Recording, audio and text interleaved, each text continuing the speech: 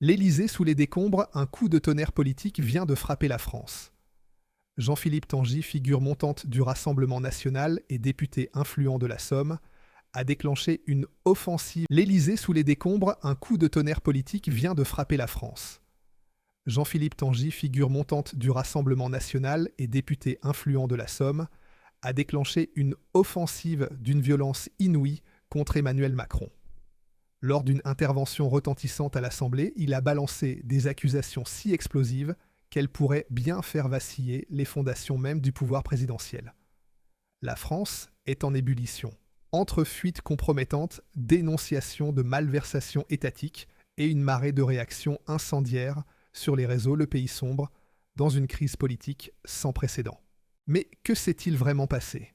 Quelle est cette révélation fracassante que Tanguy a jetée comme une grenade au milieu de l'hémicycle? Pourquoi Macron se retrouve-t-il au cœur de la tempête? Et surtout, quel avenir se dessine pour la France et son gouvernement après un tel séisme? Préparez-vous, car nous allons disséquer un scandale qui pourrait bien redessiner le visage de la République.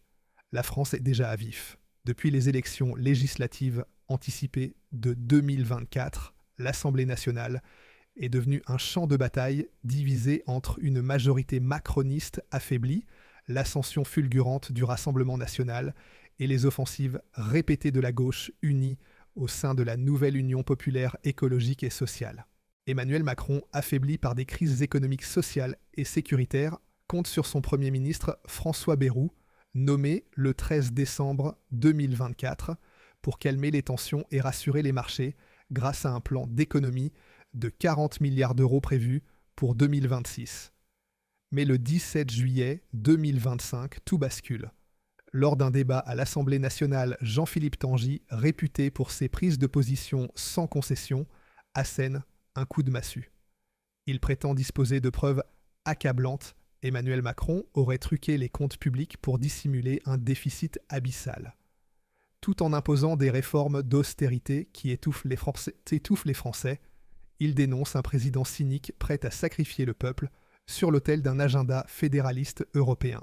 Sur le réseau X, les mots dièse associés à Tanguy connaissent une explosion fulgurante. Macron coupable et France trahie s'envolent portés par une indignation populaire inédite.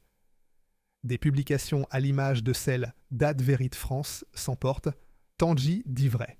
Macron manipule les finances publiques pour brader la France à Bruxelles. D'autres comme Hébert Patriote 75 relayent des montages présentant Emmanuel Macron en pantin téléguidé par les lobbies financiers.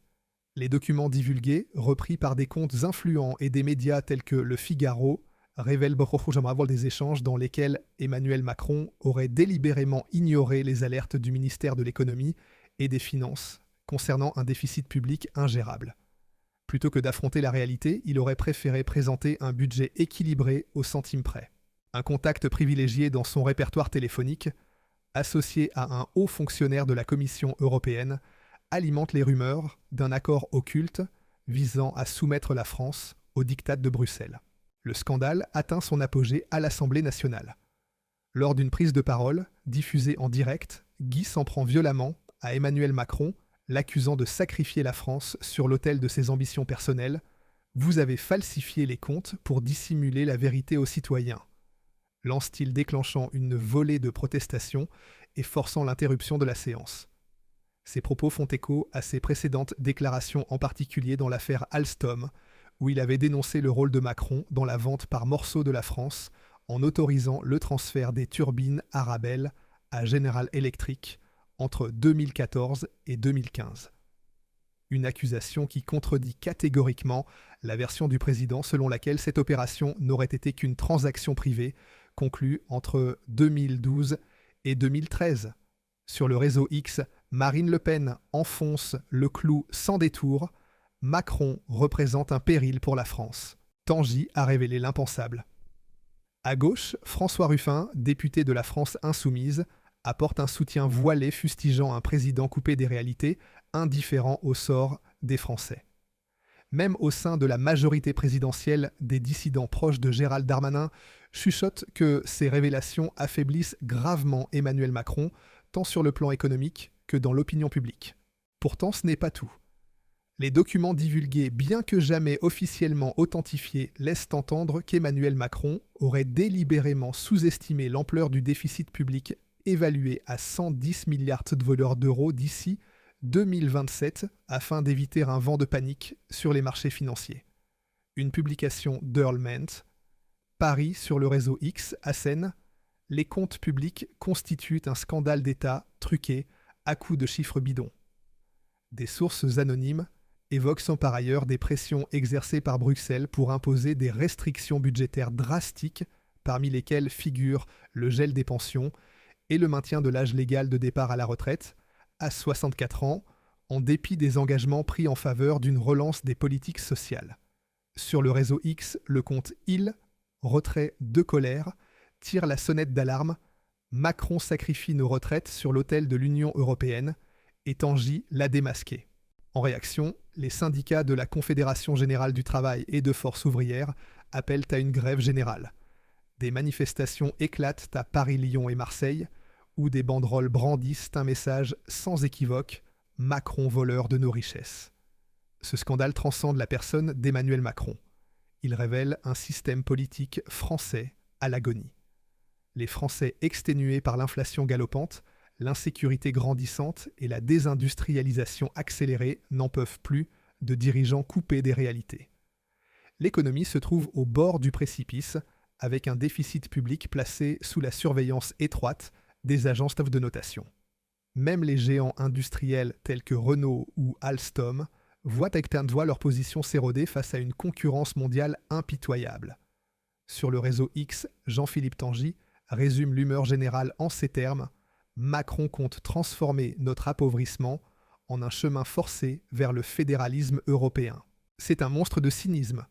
Sur CNews, Sonia Mabrouk s'interroge ouvertement « Comment Emmanuel Macron peut-il encore gouverner après les révélations accablantes de Tanguy ?»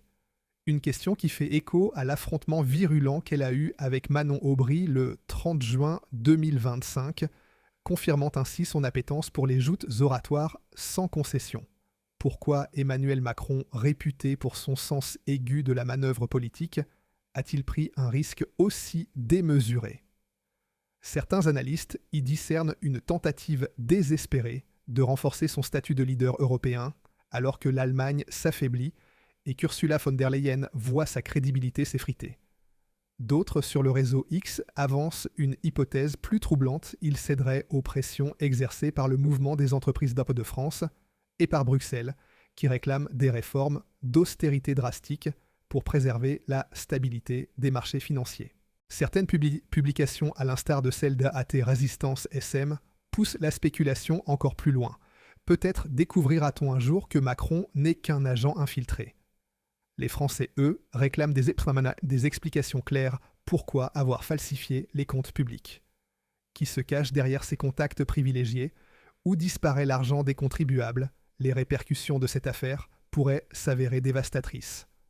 À l'Assemblée nationale, le Rassemblement national et la nouvelle Union populaire écologique et sociale brandissent la menace d'une motion de censure à l'encontre de François Bayrou, accusé de couvrir les agissements contestables d'Emmanuel Macron. Au sein même du camp présidentiel, des dissidents proches de Gérald Darmanin envisagent d'abandonner le chef de l'État pour préserver leur propre crédibilité. Dans les rues, les manifestations prennent de l'ampleur, avec un risque de débordement violent comparable à ceux de 2023. Sur le réseau X, Tribune Pop 23 reprend les mots de Tanguy « Nous n'avons cessé de réclamer la démission de Macron. Il représente un danger pour le pays. » La défiance à l'égard des institutions atteint des sommets, les sondages révélant que seulement 20% des Français accordent encore leur confiance au gouvernement. Dans ce contexte, que va-t-il advenir ? Emmanuel Macron va-t-il s'accrocher coûte que coûte au pouvoir ou sera-t-il contraint à la démission sous la pression conjuguée de Jean-Philippe Tanguy et de l'opposition? Cette crise sans précédent pourrait-elle précipitation des élections anticipées? Ce scandale ne se limite pas à une simple question de chiffres. Il incarne le symbole d'un système qui méprise les citoyens français. Marine Le Pen, sur le réseau X, le résume en ces termes « Tanguy a révélé l'impensable Macron trahit la France au profit des élites ».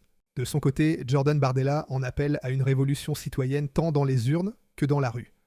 Nous vivons un tournant décisif de notre histoire, clame-t-il. Ces documents, ces révélations fracassantes, cette révolte montante doivent servir d'électrochoc. Les Français méritent d'accéder à la vérité. Pourquoi Emmanuel Macron ment-il sur l'état des finances publiques? Qui cherche-t-il à protéger? Pourquoi trahir le peuple? Sur le réseau X, les voix s'amplifient, les manifestations gagnent en intensité et la colère enfle. Il ne s'agit plus d'une simple crise politique, mais d'un cri de révolte contre une élite coupée des réalités. Pour la France, pour les citoyens, pour la transparence, exigeons que